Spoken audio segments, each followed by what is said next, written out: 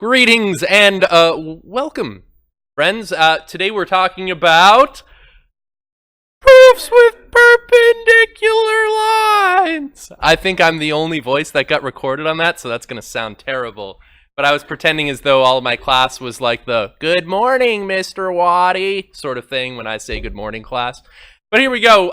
If I was to say, how far is this point from a line? You probably wouldn't have measured it like this way. You'd be like, oh, that's like 8 feet, right? You wouldn't have measured that as the distance from point A to line K, right? And when you measure your height, unless you're doing it wrong, you probably measure your height perpendicular to the floor, and you wouldn't measure like your height to like a point far away on the floor and be like, I'm 8 feet tall, look at this. I'm growing so big, right? That's not how you'd measure it. The idea is that the distance from a point to a line is the length of the perpendicular segment from the point to the line. And the perpendicular segment is the shortest distance, okay, between the point and the line. For example, the point from A to B, this is the shortest distance there. Weird or obvious? Is it weird because it... Okay. But geometry sometimes states things that are obviously true so that they're articulated in a way then can be referenced later and then kind of thought out a little bit further. So example 1, it says, find the distance from A to line BD. All right, so man, I love the orange on black. I feel like I've got an Omni tool from Mass Effect. Which, by the way, Mass Effect Andromeda coming out this month, now that it's March 1st. Crazy. So, I'm finding the distance from A to this line. Which segment would best describe the distance? AC, that's right. And I'm going to use the distance formula, which Mr. Waddy has floundered on terribly in previous videos. The distance formula is equal to the square root of x2 minus x1 all squared plus y2 minus y1 all squared. Yeah, they are good memories for some of us. So AC, the segment, has a measure of, and let's see, so I'll call this like x1 and y1 and x2 and y2. And so that's going to equal the square root. Man, that's the worst radicand I've ever drawn. Let's see. Actually, wait. Yeah, you're right. The radicand's the inside of the radical. Man, distance formula is just like my arch nemesis. 1 minus a negative 3 all squared plus negative 1 minus 3 all squared. And just classic distance formula. 1 minus a negative 3 is the same as 1 plus 3, which is 4. 4 squared plus, that's going to be negative 4 all squared. And the fact that that minus sign is in parentheses is good news. That means that it's becoming positive. Whereas if there were no parentheses around that, the negative 4 squared would be negative 16. So I'd have, what, 16 plus 16, which is going to equal square root of 32. And that is about 5.7 units. So I can have a squiggly equal sign. 5.7 is the distance from A to C, which is the distance from this point to that line. Eventually, probably in this chapter, maybe tomorrow, I'll actually be giving you the equation of a line and the coordinates of a point, and you'll have to use this strategy to figure out where that intersection would be all on your own. It's going to be a little bit more work. Maybe tomorrow? All right. You're like mentally preparing yourself for horror. I don't know. Should I just like not tell you about future maths sometime? Maybe. We're not going to do monitoring progress 1. I just want us to quickly look at it so then we can feel proud of ourselves. Which segment would represent the distance from E to FH? EG. Look at that. Bam. Done. right? And then you would do the distance formula and all that. All that. Ooh, guys, new terminology. Yeah. Well, that's kind of... Well, no, there's a finite number of things in our universe that are true. So the number of things that we can learn is always getting less the more things that we learn. Unless we have the means of forgetting the things we learn at a sufficient rate, faster than the rate at which we learn them. And then there would be an eternal amount of knowledge.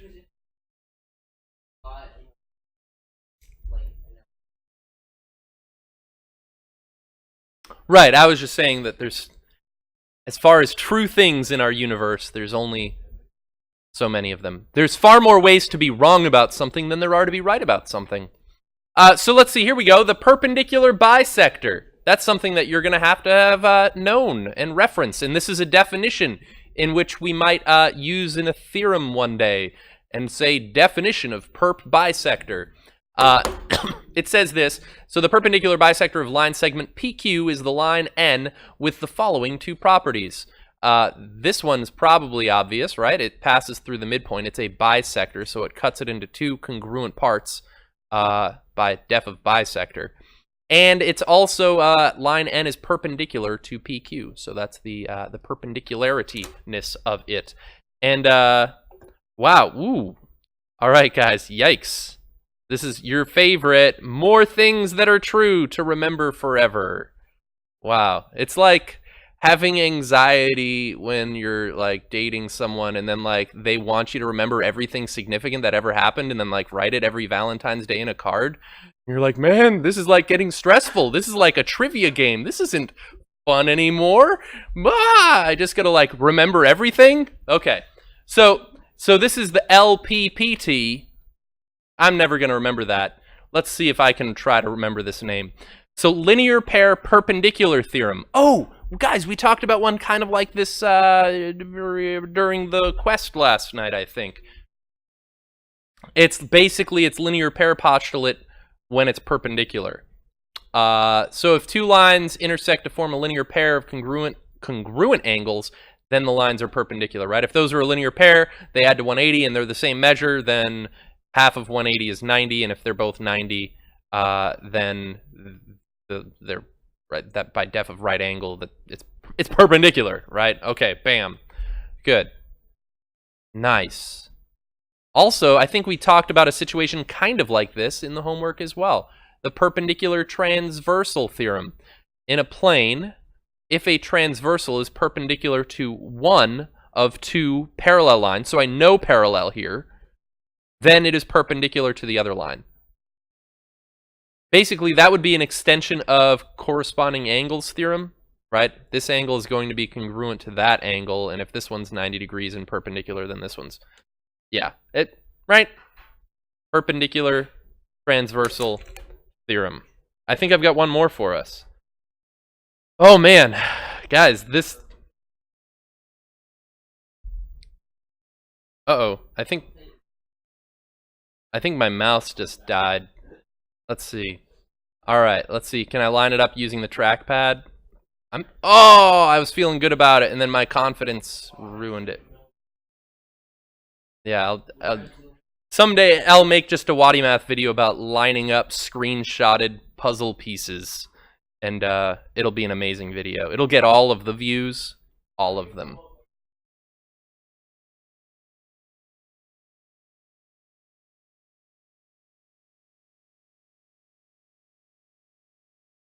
I don't know. I've got, tell you what, I'll break the fourth wall here for a minute. On my second screen down below, I've got a Google document with screenshots and answers here. I don't see the same thing you do. Yeah.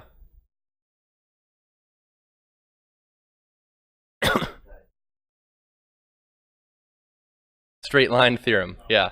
Anyways, okay, wow. Let's keep cruising here. Perpendicular, lines perpendicular to a transversal theorem. In a plane, if two lines are perpendicular to the same line, they are parallel to each other. This is kind of conversy of this theorem 3.11. Now, the real challenge is going to be trying to remember any of these by name. That's going to be a hard thing for me to do. Probably for you as well. By transitivity property. Transitivity property of remembering. Is that a thing? It is now. And but fortunately for us, these don't show up a lot.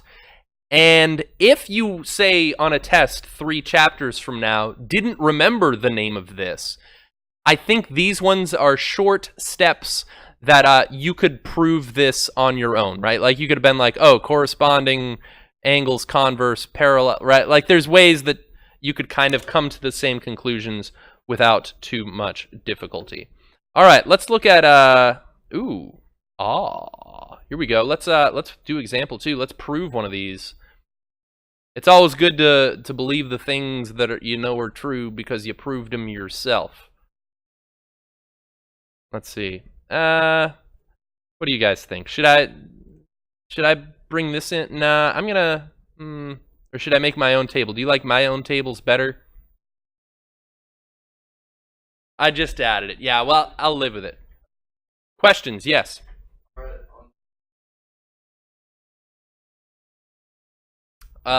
We can't assume, but I would think that these are perpendicular by design from where I screenshotted them.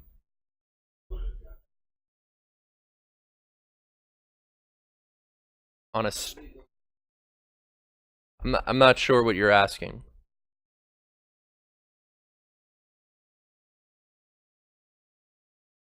Yeah, because these are like a linear pair thing. Yeah.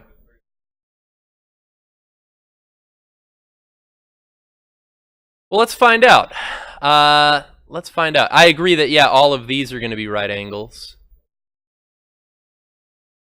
All right, so I think you're working in that direction. So let's see. It says proving the perpendicular transversal theorem. Let's take a glance at that one.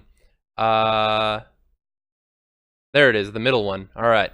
So in a plane, if a transversal is perpendicular to one of 2 parallel lines, then it is perpendicular to the other line. All right, so my given information is J. Oh man, that was the saddest looking J. That looks like a semicolon, but J is perpendicular to H is givenly true, and H is parallel to K is also with the givens. Okay, and I think you were describing something here. How about this? Could I say that the measure of angle 2 is equal to what number do you think?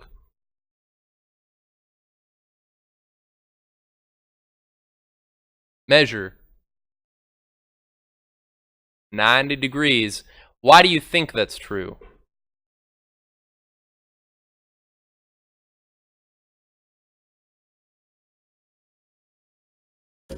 It's actually a definition of perpendicular lines. That symbol means perpendicular, but yeah, it's kind of like the language is closely tied to. If you said def of right angle, I'd probably give it to you. I don't get too picky on that one. So if that's 90 degrees, is there a way? Now I'm trying to prove perpendicularity to this line, so I've got to move my way down towards these angles. What's a way I could make a jump down to these angles from up top?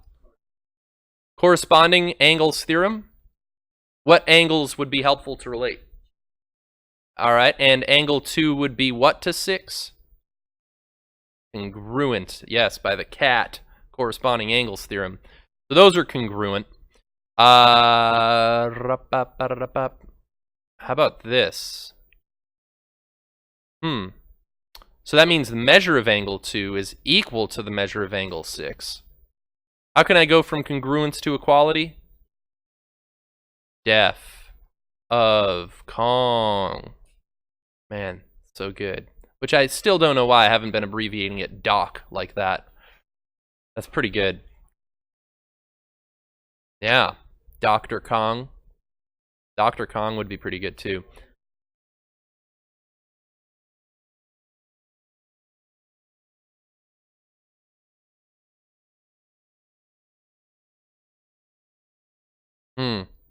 So I'm going to say that measure of angle 6 is 90 degrees by the how now?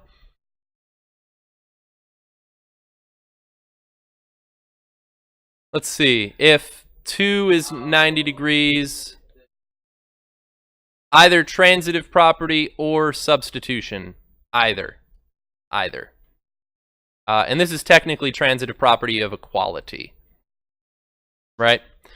And if the measure of angle 6 is 90 degrees, I'm going to say that line J is with the perpendicularness to K. Why do you think that's true? From the previous statement. Yeah, def of perpendicular lines, yeah. Right, which definitions are biconditional, which is why I was able to take this fact and conclude a measurement of 90 degrees, and why I was able to take a measurement of 90 degrees to conclude perpendicularity. All right, so, yeah, proofs. You guys love them, don't ya? It takes a while to get used to, for sure.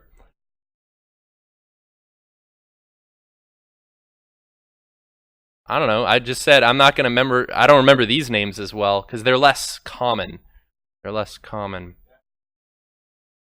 Yeah, Def Kong, alternate interior. Those ones I think you can figure out sometimes. They just have their names are sufficient that yeah, you could come up with it. Let's see. Proving lines are parallel. The photo below shows the layout of a neighborhood. Determine which lines, if any, must be parallel in the diagram. Explain. All right, so in case we can't tell. All right, so okay, so I've got perpendicular. You're saying S and T are parallel?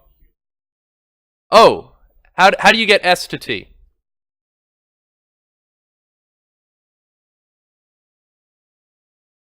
All right, from this angle to this angle, right? You can then say this line and this line are parallel. What was our name for that one? We might as well practice it. That's how I learn things. I've got, all right. Lines perpendicular to a transversal theorem. Man, that's a mouthful. Lines perpendicular, little t, to a transversal. Lines perpendicular to transversal. I don't know. I don't think there's a good... yeah, there might not be a good...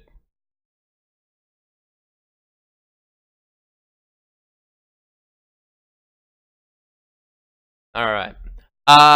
And this is transversal, not transitive, which isn't the best. All right, so you're saying P to Q?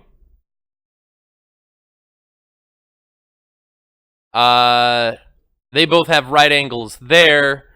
I guess even if I jumped to this using linear pair, I could have, but I don't need to.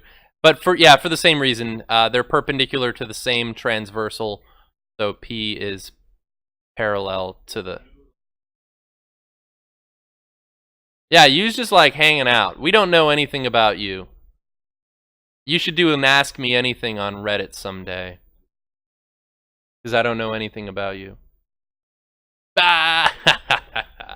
Classic. Those are, I think, the only two that I can conclude. Yeah? You guys thinking with the true... Oh! Guys, let's do some constructions on the video today. Alright, you guys can get up and grab your stuff. Good old constructions. Yeah, if you need the tools, you can grab a classic protractor if you'd like. Alright. Alright, we've got someone distributing supplies. Wow. Remember in like elementary school when there was like an official like supplies distributor for each day or something like that? Okay, I guess not. Maybe it was just me.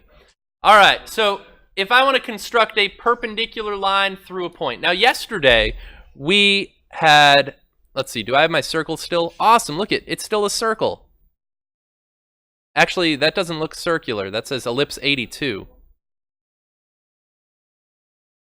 There we go. That's more circular. So, all right, the first thing I'm going to do is swipe. So line up my compass tool so its rotational point is at P. And I'm going to change the radius on it. The radius has to be at least as far as P is to M, right? Because otherwise that's not going to ever intersect M. So I'm going to increase the radius. Let's see. Let me choose some colors here. And I'm going to swipe like so. All right, so that's step one.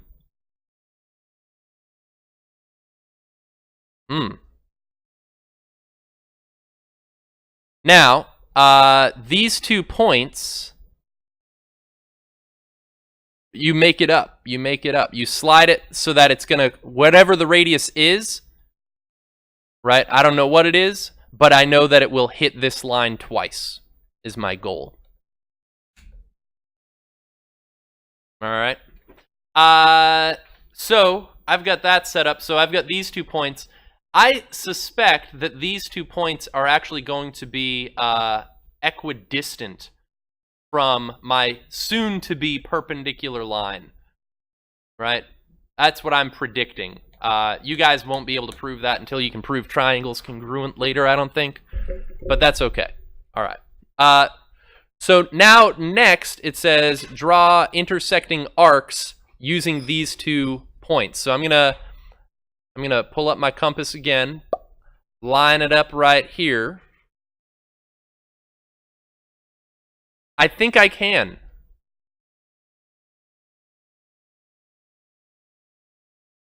Now, it would just have to reach beyond like the midpoint of this arc, I think, is what I'm gonna do. So, but I'm intentionally gonna change it just so you're aware.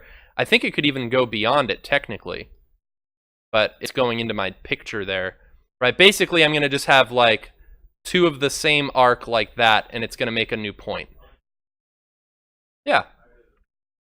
Actually, does above work? Yeah, it would, right? Well, I would want a new point. Yeah.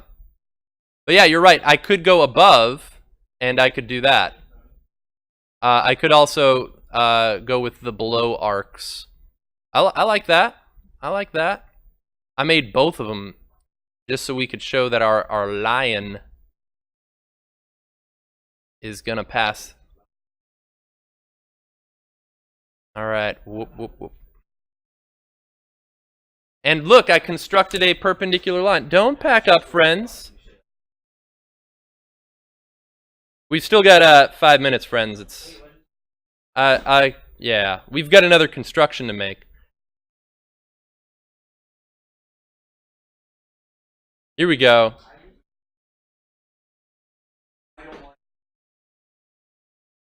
Whoa, whoa. Settle down, friends. We're passionate about constructions, I understand. All right, here we go.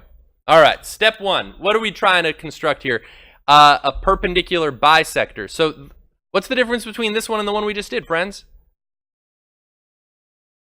This was perpendicular to a line. This one's perpendicular to a segment and will bisect said segment. I don't have a point that was given to me either, by the way. Notice. All right, this one's nice. I like this one. All right, let's set up our compass tool. Yeah. So Ryan, when I set up my compass tool, I need to make sure that it's past the midpoint of this segment. Otherwise, it won't be that useful to me. You can pick. You're going to want to give yourself enough space to work. And I'm going to swipe the arc so it goes above and below, because I need to construct 2 points with my intersecting arcs. And then locking that radius, I'm going to move my center to point B and swipe again.